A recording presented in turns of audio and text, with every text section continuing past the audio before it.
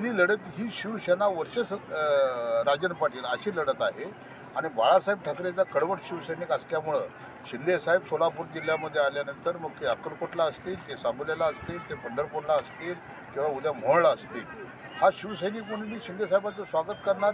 आल्यापासून ते जाऊच तर मी शिंदेसाहेबांच्या बरोबर राहणार.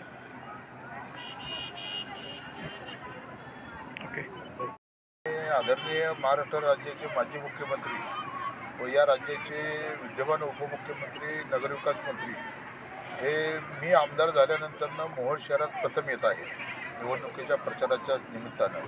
त्यामुळे माझ्या मतदारसंघामध्ये शिंदेसाहेब येत असल्यामुळं मी एक आमदार या नात्यानं त्यांच्या स्वागताची तयारी करतो. भाऊ, आता शिंदेसाहेबावर कोणकोणते मंत्री येणार आहेत? नाही, ते काय मला अजून माहिती नाही. आज दौरा जो आला आहे तो शिंदेसाहेबांचा दौरा आलेला आहे.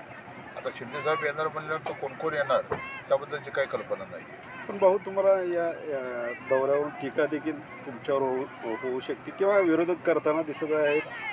तुतारीचे आमदार हे सेनेच्या कार्यक्रमाला किंवा मंत्र्याच्या स्वागताला उपस्थित असते देखील टीका होऊ शकते. नाही, हे पहा, गेल्या 30 वर्षामध्ये जर आपण 1990 ते 2024 या विधानसभेच्या निवडणुकीमध्ये जी फाईट झाली ती फाईट अशी झाली की राष्ट्रवादी वर्सेस शिवसेना आणि नेहमी शिवसेनेच्या उमेदवाराचा 10 ते 12 हजाराच्या मताने पराभव झाला. आणि मी शिवसेना प्रमुख बाळासाहेब ठाकरे यांचा कडवट शिवसैनिक म्हणून 1990पासून ते 2025 असं 35 वर्ष उभं हयातीत आयुष्य हे मी शिवसेनेमध्ये काढलं. आदरणीय माझे नेते शिंदेसाहेबांबरोबर मी गेली 35 वर्ष काम करत आहे आणि मी एक शिवसैनिक होतो म्हणून उद्धवसाहेबांची शिवसेना ह्या बाजूला माझ्या होती. शिंदेसाहेबांबरोबरची जी मूळ ओरिजिनल शिवसेना होती ती माझी ह्या बाजूला प्रचारात उतरलेली होती. आणि हे सगळं सोलापूर जिल्ह्यानं मूळ मतदारसंघानं पाहिलेलं आहे.